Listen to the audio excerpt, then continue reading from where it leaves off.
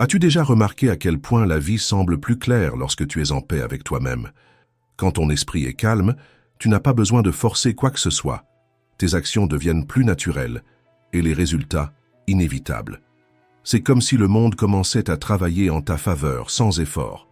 Mais le problème, c'est qu'on passe notre vie à essayer de serrer les boulons de notre propre existence en pensant que le contrôle est la clé de l'équilibre. Mais ce n'est pas le cas. Le véritable pouvoir réside dans le fait de lâcher prise, d'arrêter d'essayer de contrôler ce qui est hors de ta portée et de concentrer ton énergie sur ce que tu peux réellement changer. Je veux te montrer comment le stoïcisme peut t'aider à atteindre cette clarté. Ce sont 9 leçons simples, mais profondes, qui peuvent complètement transformer ta manière de gérer la vie, non pas par la force, mais par la sérénité. Laisse-moi te raconter quelque chose qui pourrait avoir du sens pour toi. Julie a grandi dans un petit village, entourée de gens qui disaient toujours que rien ne changeait jamais là-bas. Mais elle croyait que la vie est faite de mouvements, même quand tout semble figé.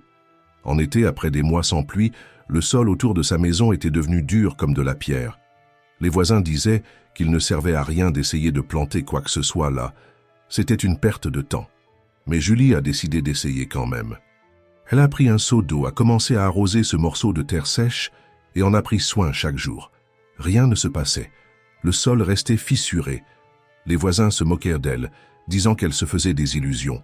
Mais Julie a continué, parce qu'elle savait que son rôle n'était pas de contrôler le climat, c'était de faire le maximum avec ce qu'elle avait.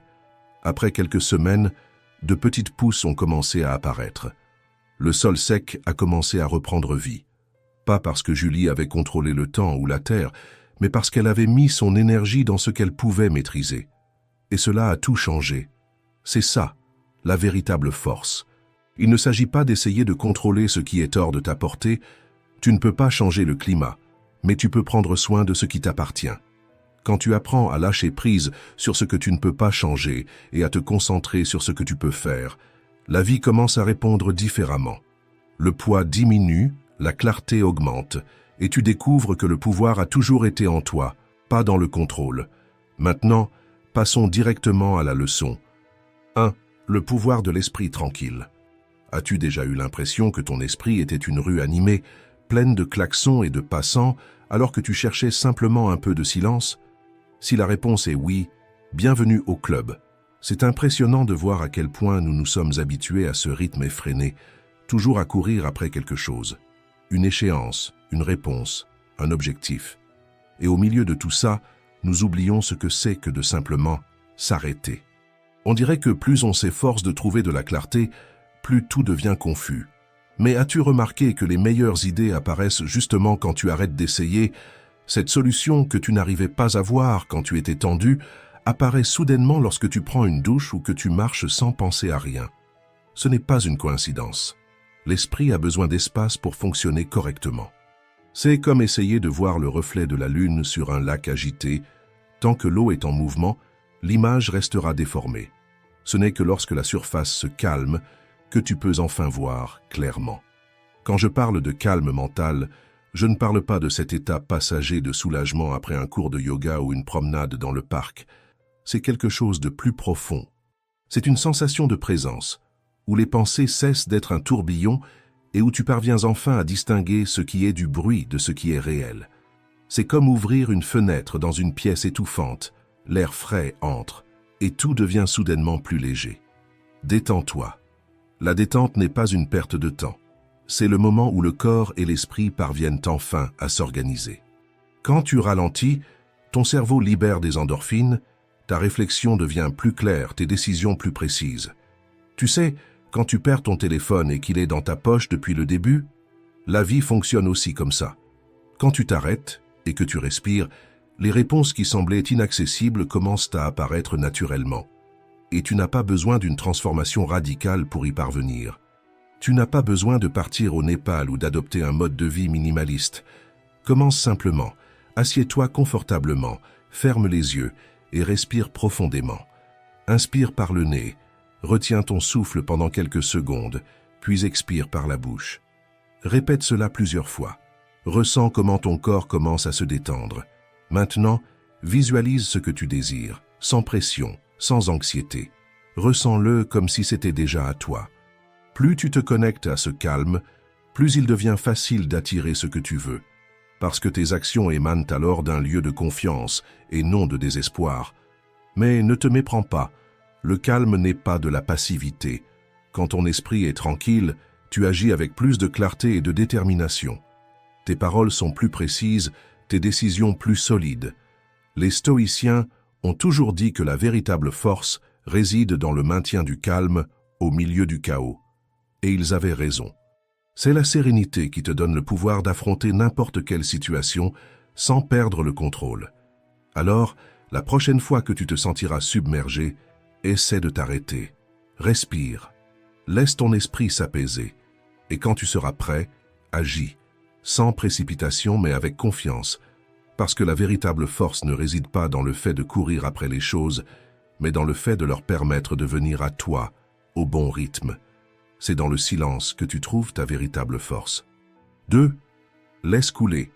L'art de lâcher prise. As-tu déjà remarqué à quel point nous essayons de tout contrôler? Des petites tâches du quotidien jusqu'aux grands projets que nous traçons avec précision. Mais au final, qu'est-ce qu'on y gagne? De la frustration, de la tension, cette sensation de tenir du sable fin dans la main. Plus tu serres, plus ça t'échappe. La vérité est simple, tu ne contrôles pas le monde. Et essayer de forcer ce qui n'est pas à ta portée ne fera que t'épuiser. Parfois, le mieux que tu puisses faire, c'est respirer profondément et laisser les choses suivre leur cours naturel. Pense à ce moment où tu essaies d'ouvrir un pot avec un couvercle bloqué. Tu tournes, tu forces, jusqu'à ce que ta main commence à te faire mal. Puis quelqu'un arrive, prend le pot, donne une petite tape sur le côté et le couvercle s'ouvre sans effort. La vie, c'est pareil. Quand tu arrêtes d'essayer de tout contrôler par la force brute et que tu apprends à faire confiance au rythme naturel des choses, tout commence à s'écouler plus facilement. Lâcher prise, ce n'est pas la même chose qu'abandonner. C'est comprendre que ton rôle est de faire de ton mieux, sans porter le poids de ce qui échappe à ton contrôle. As-tu déjà essayé de contrôler le comportement de quelqu'un? Convaincre un ami de changer, faire en sorte qu'une personne t'apprécie, ou espérer que quelqu'un agisse comme tu le souhaites? C'est comme essayer de retenir de l'eau avec tes mains. Impossible. Personne ne change parce que tu le veux. Personne n'agira en suivant ton scénario intérieur. Alors, pourquoi t'acharner? Plutôt que d'essayer de façonner les autres à ton goût, accepte-les tels qu'ils sont. Invite ton ami à sortir, mais s'il ne veut pas, ce n'est pas grave. Fais quelque chose de sympa de ton côté ou avec une autre personne. Quand tu cesses d'essayer de contrôler le comportement des autres, la relation devient plus légère, parce que le poids de l'attente disparaît. Apprendre à accepter est un exercice quotidien, et ça n'a pas besoin d'être compliqué. Tu sais, quand tu es dans un embouteillage et que la voiture devant toi n'avance pas, plutôt que de t'énerver, mets une musique que tu aimes, regarde le ciel, respire, accepte le rythme des choses, ou quand tu es dans une longue file d'attente, au lieu de râler, profite de ce moment pour réorganiser tes pensées ou simplement rester en silence. Quand tu arrêtes de lutter contre ce que tu ne peux pas changer, tu découvres que la paix ne réside pas dans le contrôle. Elle réside dans le fait de ne pas en avoir besoin. Accepter le rythme de la vie, c'est comme apprendre à nager. Au début, tu te débats, tu as l'impression de couler, tu te crispes. Mais une fois que tu trouves le bon rythme, tu te détends et tu réalises que flotter est plus facile que tu ne le pensais. Le courant de la vie, c'est ça, parfois calme, parfois turbulent. Mais quand tu cesses de ramer à contre-courant, tu commences à apprécier le voyage. Lâcher prise ne signifie pas rester immobile. Cela signifie agir avec confiance dans ce que tu peux faire et libérer ce qui est hors de ta portée. La vie a son propre rythme, tu as juste besoin d'arrêter de lutter contre lui. Alors, la prochaine fois que tu auras l'impression de forcer trop fort, respire profondément et laisse couler. Parfois, le meilleur chemin est simplement de laisser les choses arriver. 3. La gratitude est le chemin. Tu as déjà traversé cette phase où il semble que rien ne fonctionne. Tu es assis là, avec ton téléphone à la main, après une journée épuisante, en te demandant quand les choses vont enfin s'améliorer. Et si je te disais que la clé pour attirer tout ce que tu désires est bien plus proche que tu ne l'imagines? Ce n'est pas de la magie, ni une astuce bon marché, c'est la puissance de la gratitude. Et avant que tu ne penses que c'est juste un autre cliché de développement personnel, laisse-moi t'expliquer ça d'une manière simple et directe. Tu connais ce copain qui se plaint toujours de la vie, toujours en train de parler des problèmes, de ce qui manque, des opportunités perdues. On dirait qu'il porte en permanence un poids sur ses épaules, non? Maintenant, pense à quelqu'un qui, même en affrontant des défis, parvient à voir quelque chose de bon dans chaque situation. Un moment de calme, une bonne conversation ou même ce café chaud après une journée difficile. Laquelle de ces deux personnes, selon toi, est la plus ouverte à recevoir de bonnes choses? Ce sur quoi tu te concentres grandit. Si tu ne penses qu'à ce qui te manque, c'est exactement ce que tu nourris. Mais lorsque tu commences à valoriser ce que tu as déjà, c'est comme si tu déverrouillais une porte pour que de nouvelles opportunités puissent apparaître. La gratitude fonctionne comme un signal Wi-Fi. Quand tu es reconnaissant, tu te connectes à une fréquence qui facilite l'arrivée des bonnes choses. Il ne s'agit pas d'ignorer les problèmes ou de faire semblant que tout va bien.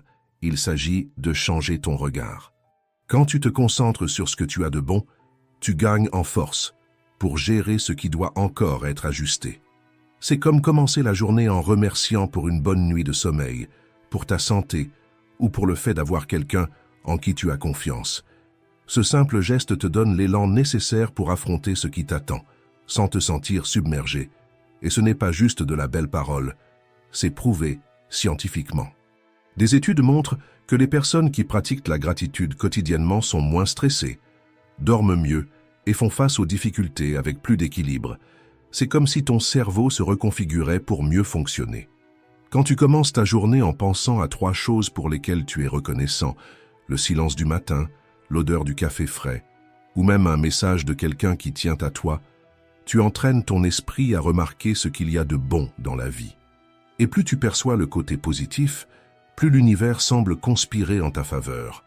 Maintenant, réfléchis. Demanderais-tu quelque chose à quelqu'un sans d'abord le remercier pour ce qu'il t'a déjà donné? Bien sûr que non. La vie fonctionne de la même manière. Manifester ne se résume pas à simplement désirer, c'est s'aligner émotionnellement avec ce que tu veux. C'est comme dire à l'univers « je suis prêt à recevoir davantage ». Mais si tu te concentres uniquement sur le manque, le signal n'arrive pas. Lorsque tu remercies, tu ouvres l'espace nécessaire pour que les bonnes choses te trouvent. La gratitude n'est pas une baguette magique. Elle ne fera pas disparaître les problèmes du jour au lendemain. Mais elle change la manière dont tu perçois les difficultés. Au lieu de voir des obstacles, tu commences à voir des possibilités. Cette porte qui s'est fermée, peut-être que c'était l'occasion de trouver un meilleur chemin. Ce « non » que tu as reçu, peut-être que c'était un coup de pouce pour te conduire là où tu étais vraiment censé aller. Quand tu es reconnaissant pour ce que tu as, tu cesses de te battre contre le courant et tu commences à suivre le rythme naturel de la vie. Le secret, ce n'est pas d'essayer de contrôler le temps ou de forcer les choses à se produire. C'est de faire confiance au processus. Quand tu relâches la pression et que tu te contentes de remercier pour ce que tu as, tu entres en harmonie avec ce que tu désires.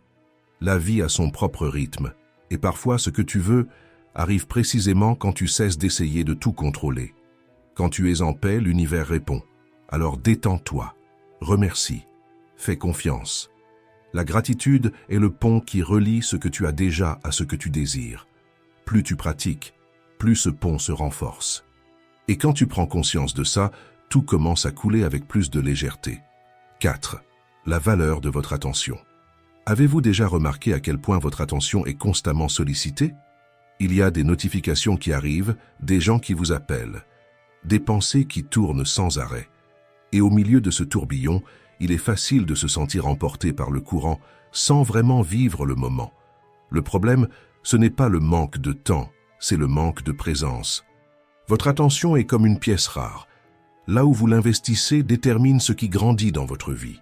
Si vous dispersez votre attention, tout autour de vous devient superficiel. Mais lorsque vous apprenez à la diriger vers ce qui compte vraiment, les choses commencent à changer. Pensez-y. Combien de fois avez-vous terminé votre journée sans vous souvenir de rien de vraiment marquant? Comme si la journée vous avait glissé entre les doigts. Cela arrive parce que vous fonctionniez en mode automatique, réagissant à ce qui apparaissait au lieu d'agir avec intention. Et la vérité, c'est que si vous ne prenez pas le contrôle, le monde trouvera une manière de décider à votre place. Être présent, ce n'est pas vider votre esprit ou atteindre un état de paix constant. C'est choisir où va votre attention. C'est simple, mais ce n'est pas facile. La bonne nouvelle, c'est que vous n'avez pas besoin d'une retraite spirituelle ou de techniques complexes pour commencer. Tout ce dont vous avez besoin, c'est d'un moment pour vous arrêter. Fermez les yeux, respirez profondément. Inspirez par le nez, retenez votre souffle quelques secondes, puis relâchez lentement par la bouche. Encore et encore. Sentez l'air entrer et sortir. Maintenant, pendant que vous maintenez ce rythme, pensez à quelque chose que vous désirez vraiment. Pas dans un sens superficiel. Allez plus loin. Comment voulez-vous vous sentir? Qu'est-ce qui changerait si cela se produisait? Laissez-vous visualiser cela avec clarté. Si votre esprit commence à se disperser, ce qui arrivera, ne luttez pas contre ça. Ramenez simplement votre attention à votre respiration, sans effort, sans jugement. C'est cela, être présent. Remarquez où votre esprit est parti et le ramener autant de fois que nécessaire. 5 minutes par jour suffisent pour entraîner votre esprit à sortir de ce mode automatique. Vous remarquerez que votre perception devient plus aiguisée, vos décisions plus claires, et ce sentiment de surcharge commencera à s'estomper. C'est comme réorganiser un tiroir en désordre. Soudain, vous voyez l'espace qui a toujours été là. La véritable abondance, ce n'est pas avoir plus, c'est voir ce qui est déjà autour de vous. Les opportunités, les solutions et les réponses sont presque toujours là, mais vous avez besoin d'un esprit apaisé pour les reconnaître. Et cette clarté ne vient que lorsque vous apprenez à diriger votre attention. Commencez petit, respirez, concentrez-vous et laissez le reste se faire au bon moment. 5. Crée ta routine stoïcienne. Tu sais ce moment où le réveil sonne et que la première envie est de se réfugier sous la couette et d'oublier le monde? Tout le monde a déjà ressenti ça. Mais la façon dont tu gères cet instant peut complètement changer le ton de ta journée. Il ne s'agit pas de se lever à 5 heures du matin ou de suivre une liste interminable d'habitudes miracles. Il s'agit de commencer la journée avec intention, sans tomber dans le pilote automatique. Pense avec moi. Si tu te réveilles déjà pressé en vérifiant tes messages et en courant pour te préparer, ton cerveau passe immédiatement en mode survie. Tout devient une question d'éteindre des incendies, sans espace pour la clarté ou le calme. Maintenant, si tu prends 5 ou 10 minutes pour respirer, te connecter à ce qui compte vraiment et préparer ton esprit, tu changes le rythme du jeu. C'est comme avoir un champ de bataille organisé avant d'entrer dans le combat. La première chose, c'est de commencer simplement. Au lieu de courir directement au travail ou vers tes obligations, essaie de prendre ton café tranquillement. Assieds-toi 1 minute, regarde par la fenêtre, ressens l'odeur, le goût. Cela peut sembler peu, mais ce moment de présence te place dans un état d'esprit différent. Tu n'es pas seulement en train de réagir à la journée, tu es en train de la commencer sous ton contrôle. Une autre chose puissante est de visualiser ta journée. Pas seulement ce que tu veux accomplir, mais aussi comment tu veux te sentir en le faisant. Ferme les yeux un instant et imagine-toi en train de gérer les défis avec confiance, en prenant des décisions avec clarté, en savourant les petites victoires. Ton cerveau est une machine puissante. Si tu le programmes pour réussir dès le matin, tu prends déjà une longueur d'avance. La gratitude est aussi une clé essentielle, et il n'est pas nécessaire que ce soit quelque chose de grandiose. Pense à 3 choses simples pour lesquelles tu es reconnaissant. L'odeur du café, le confort de ton lit, un message d'une personne chère. Cela déplace le focus du manque vers l'abondance. Lorsque tu entraînes ton esprit à voir ce qui est déjà bon dans ta vie, il devient plus facile d'attirer encore plus de positif. Et bouge ton corps. Il ne s'agit pas de courir 10 km ou de faire une séance complète de yoga. Lève-toi, étire-toi, mets de la musique et bouge ton corps pendant 2 minutes. Le mouvement génère de l'énergie. La sensation d'un corps éveillé, d'un esprit clair et d'un cœur qui bat plus vite est l'un des moyens les plus rapides de changer ton état émotionnel. Ta matinée est ton reset quotidien. Si tu commences ta journée en réagissant au monde, le reste des heures suivra ce rythme désordonné. Mais si tu crées un petit espace de contrôle et d'intention dès le matin, tu passeras le reste de la journée avec plus de clarté, plus de force et plus de concentration. Comme le dit Brian Tracy, si tu ne commences pas à construire tes rêves aujourd'hui, demain tu seras au même endroit qu'hier. La différence ne réside pas dans la création d'une routine parfaite, elle réside dans la création d'un matin qui te renforce. Qui te donne le sentiment que tu es en contrôle et pas simplement en train de survivre à une journée de plus. 6. Manifeste tes rêves pendant que tu dors. As-tu déjà remarqué comment ton esprit change dans les minutes qui précèdent le sommeil? Cette sensation d'être à moitié éveillé, à moitié en train de rêver, est plus puissante qu'il n'y paraît. C'est comme si, à ce moment précis, ton esprit devenait plus souple, plus réceptif pour réorganiser les pensées et absorber ce qui compte vraiment. Mais pour que cela se produise, tu dois laisser de l'espace à ton esprit pour respirer. Essayer de t'endormir en portant le poids des préoccupations de la journée, c'est comme essayer de remplir un verre déjà plein. L'excès ne fait que déborder. Au lieu de te coucher avec la tête pleine, ralentis. Ferme les yeux. Laisse derrière toi ce qui ne te sert plus. Dormir n'est pas seulement une question de repos physique, c'est offrir à ton esprit le temps de réorganiser les pièces du puzzle. Lorsque tu fermes les yeux et relâches la tension accumulée, c'est comme si tu créais un espace intérieur pour que de nouvelles idées et solutions émergent. Mais si tu te couches en revivant chaque problème, ton esprit reste prisonnier de ce cycle. À la place, avant de t'endormir, imagine quelque chose de simple mais de positif. Cela pourrait être l'odeur du café le matin, une conversation tranquille ou la sensation de traverser ta journée avec plus de légèreté. Quand tu alignes tes pensées avec ce que tu désires, ton esprit commence à travailler pour t'emmener dans cette direction, même pendant que tu dors.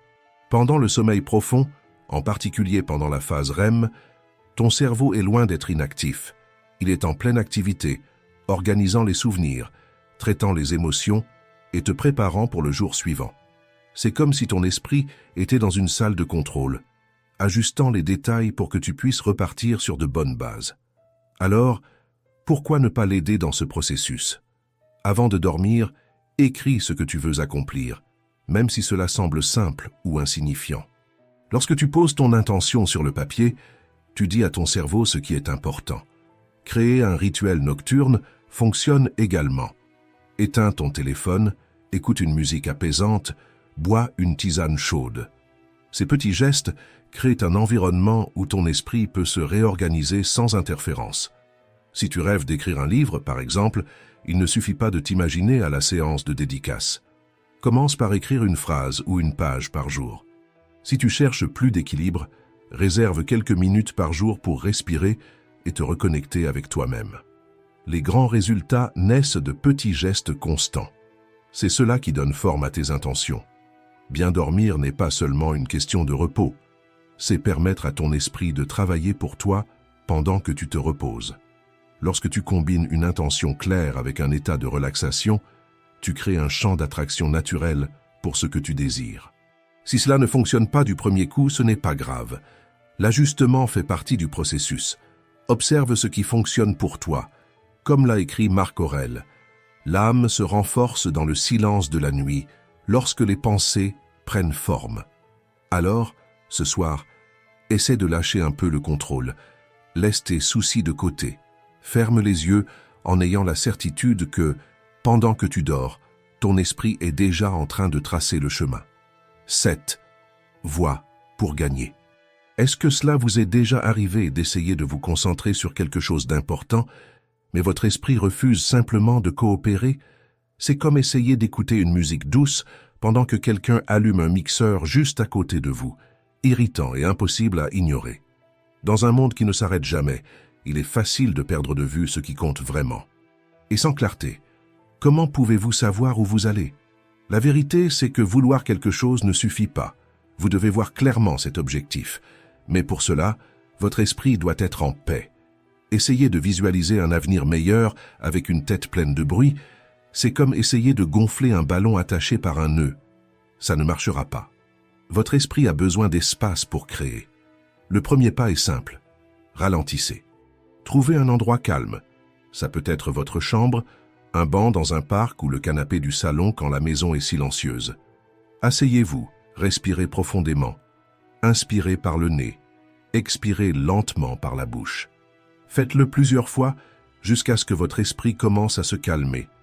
Maintenant, les yeux fermés, commencez à visualiser ce que vous voulez. Imaginez que vous regardez un film où vous êtes le protagoniste. Ne vous contentez pas de voir, ressentez. Si vous voulez un nouveau travail, à quoi ressemble l'environnement?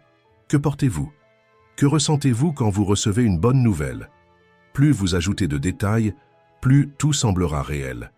Votre esprit est comme un muscle. Plus vous l'entraînez à se concentrer sur quelque chose, plus il devient fort pour transformer cela en réalité. Les stoïciens nous enseignent que certaines choses sont sous notre contrôle et d'autres non. La visualisation n'est pas une formule magique. Il ne suffit pas d'imaginer et d'attendre que les choses se produisent. Mais lorsque vous combinez une vision claire avec une action constante, vos chances de succès augmentent de façon exponentielle. Si les résultats ne viennent pas tout de suite, ne vous découragez pas. Un athlète ne devient pas plus rapide après un seul entraînement. Un musicien ne maîtrise pas un instrument après avoir joué une seule mélodie. C'est le processus qui vous rend plus fort. Alors visualisez, croyez et agissez. Vous arrivez à voir cela se produire parce que si vous pouvez le voir, vous pouvez le créer. 8. Comment la respiration peut réorganiser ton esprit? As-tu déjà eu l'impression que ton esprit était trop plein? Comme s'il y avait 1000 choses qui se passaient en même temps, mais qu'aucune d'entre elles n'avait vraiment de sens. C'est comme être dans une pièce bruyante, où tout le monde parle en même temps, et toi tu essaies de comprendre ce qui se passe, sans arriver à te concentrer sur quoi que ce soit. Parfois, tout ce dont tu as besoin, c'est d'un peu de silence. Et cela commence par la façon dont tu respires. La respiration consciente, c'est comme appuyer sur le bouton pause au milieu du chaos. C'est simple, mais puissant. Quand tu inspires profondément, puis que tu relâches l'air lentement, quelque chose change. L'esprit ralentit, les pensées commencent à s'organiser, et soudainement, tu réalises que tu as plus de contrôle que tu ne l'imaginais.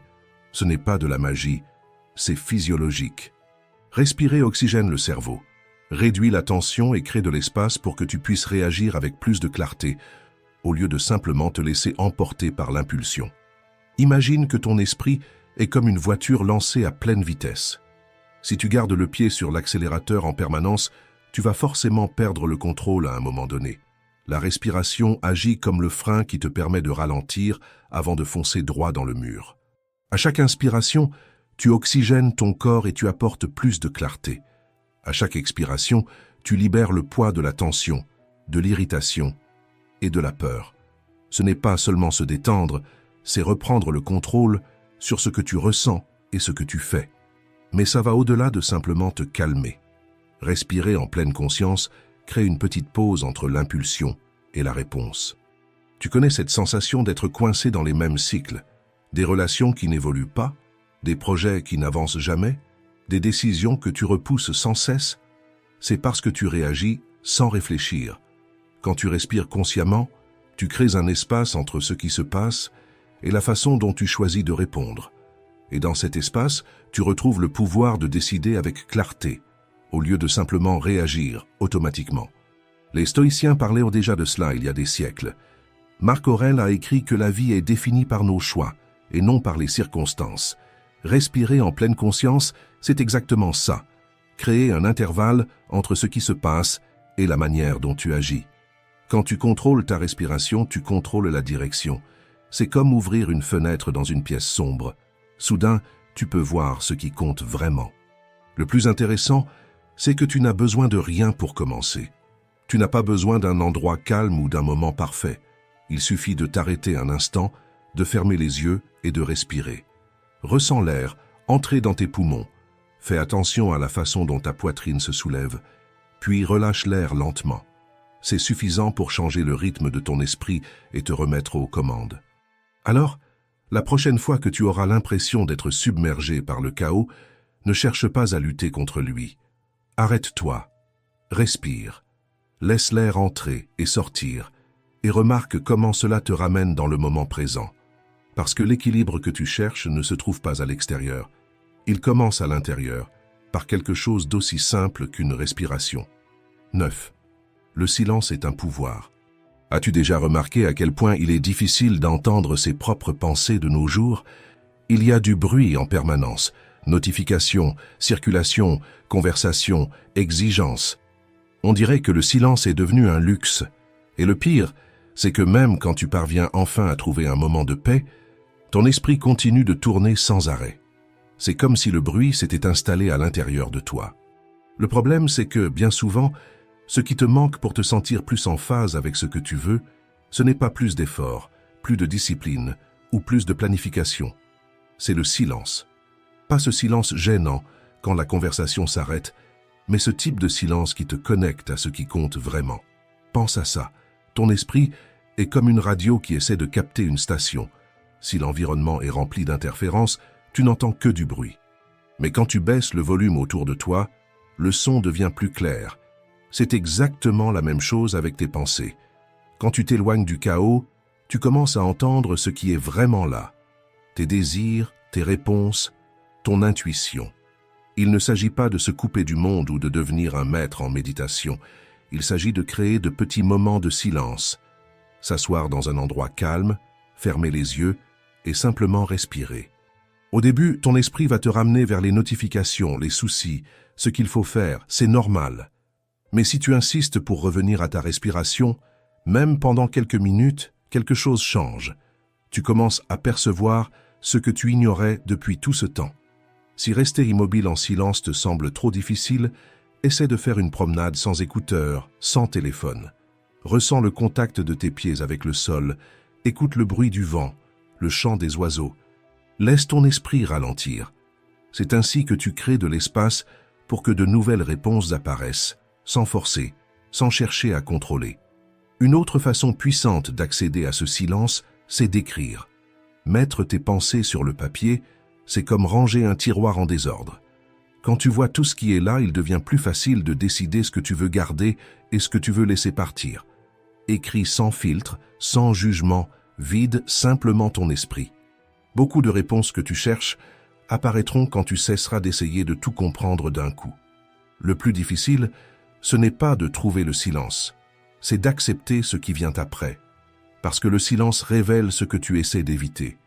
Les insécurités, les doutes, les peurs. Mais c'est là que réside le véritable pouvoir. Quand tu arrêtes de fuir et que tu observes simplement ce qui se passe, sans essayer de résoudre ou de contrôler, le chaos intérieur commence à s'apaiser. La clarté vient quand tu apprends à ne pas résister. Tu n'as pas besoin d'attendre un signe de l'univers pour agir. Te connecter au silence, c'est avoir suffisamment confiance en toi pour faire le prochain pas, même sans toutes les réponses. Épicure a dit, ce n'est pas ce qui t'arrive qui définit ta vie, mais la manière dont tu y réagis. Quand tu réagis avec calme et clarté, tout commence à s'aligner. Alors, la prochaine fois que le bruit de la vie commence à t'étouffer, ne cherche pas plus de distraction. Arrête-toi, respire, écoute le silence. Parce que c'est là que tu trouveras ce que tu cherchais depuis toujours. Si vous êtes arrivé jusqu'ici, commentez, courage stoïcien, et merci d'avoir regardé.